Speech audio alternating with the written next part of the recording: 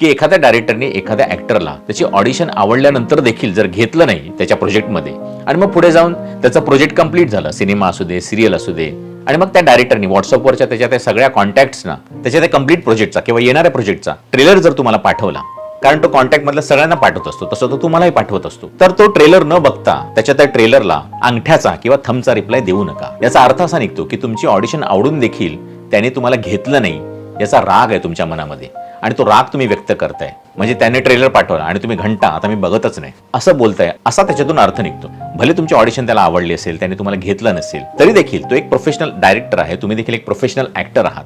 तर कोणाचाही असा ट्रेलर आला, त्यांनी तुम्हाला घेवो अथवा न घेवो, तर तो ट्रेलर पाहून खूप छान ट्रेलर आहे, ऑल द बेस्ट किंवा बेस्ट विशेष, कॉंग्रॅच्युलेशन असा रिप्लाय तुम्ही करा. भले पुढे जाऊन त्याचा तो एपिसोड, त्याची ती वेब सिरीज, त्याची ती फिल्म तुम्ही बघू नका, पण त्याच्या ट्रेलरला तुम्ही अंगठा दाखवू नका. आणि कोणत्याही दिग्दर्शकाला रिप्लाय देताना मी तर असं म्हणेन